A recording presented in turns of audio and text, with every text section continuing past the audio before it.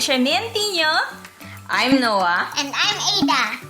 And we are here with you again for another fun activity in ActiviTinio. Alam nyo ba, we have a special project for today at mayroon ding special na magtuturo sa atin nito ngayon. Drum rolls please, Ada. Presenting Kuya Noah! Hello po. Okay, dahil ang pinag-uusapan natin ngayon ay tungkol sa tama at positibong paggamit ng mga technological gadgets, so the right ways to use your gadgets, Kuya Noah will teach us something that will help you and help us use our gadgets very well. Ano bang gagawin natin today, Kuya? We're going to make a phone holder made out of paper. Oh.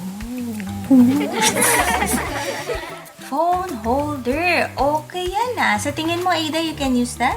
For schooling. Why? To see the phone while doing schoolwork. Ah, yon. Kasi yung hands mo, gagamitin mo siya with your Pencil. Pencil at papel. lapis at papel. Handa na ba ang mga little ones?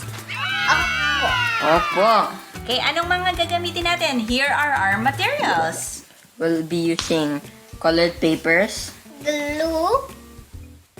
and decoration materials such as crayons, markers, stickers, or what we're using today, washi tape.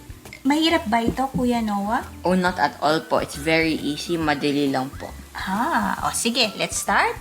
First, we need to pick our color of choice.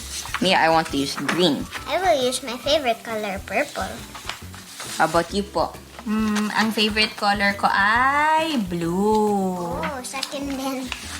Tapos, we need to fold it in half like this. Okay, tapos, yung mga edges, we need to put it sa center. Tapos, piece ulit. Oh, so ang gagawin, bubuksan siya. Tapos, etong edge ilalagay doon sa gitna. Ganyan? Tama ba Opo. ako? Tapos, ulitin natin. Pagkatapos. Parang ganito po.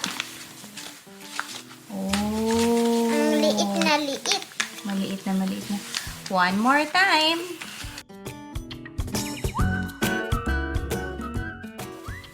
Okay. Pagkatapos, We will fold it in half. Pero upwards this time. Upwards. Like Ganito. vertically po. Oh. Kalahati ulit. Opo. So, pagtatapatin natin we'll put the ends together, pagtapatin natin yung dulo. Okay, next po. Tapos, we will, like, around 2 centimeters, we will fold it like this. Parang About 2 centimeters, maybe like the end of your thumb. isang ganun, isang Opo. guhit ng thumb, one line of your thumb. Opo, around, Isang maybe a guhit. little shorter po. Sa akin.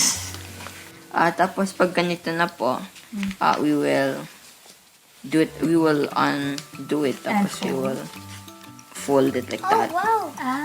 So sabi ni Kuya Noah, una ifo-fold natin, tapos mamarkahan yung line. We will make a crease, tapos bubuksan, tapos doon sa line, doon naman ilalagay yung next fold. Tsaka, yung cellphone. Tapos, we will unfold it, open it. Tapos open it. Open it. Tapos, we have to connect the 2 ends together. We might Connect need the two ends to together. stick Paano this i-connect yung two ends together? Ipapasok? Opo. Pero it's a bit hard. And also, if we'd like to strengthen it, we can add some glue. Sige. So, aling side yung ipapasok? Ito, kung saan ka nag-fold. Kahit iba po. Kahit alin. Kahit alin po. Sabi ni Kuya kanina, to make it stronger, pwedeng lagyan ng glue. Ganito, Ada, oh. Meron magkakaroon siya ng hole, tapos ipapasok mo doon sa hole. Ganyan. Ganyan.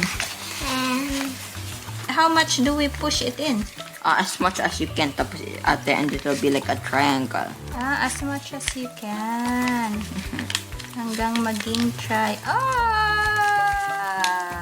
Wow, ang galing naman yan, Kuya Noah. Pero pwede ba natin siyang lagyan ng mga design? Yes po.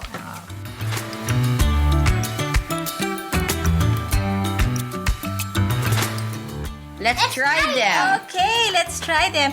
Maybe we can see if we can watch Little One's playlist. Maiksi. Yeah, they work now. Tada! You can use it now in school. Good job, everybody. Good job, everybody. Ada. Oh, show them up. We hope you enjoyed our activity and gusto din naming makita kung anong itsura ng inyong mga phone holders. Thank you for joining us today, little ones.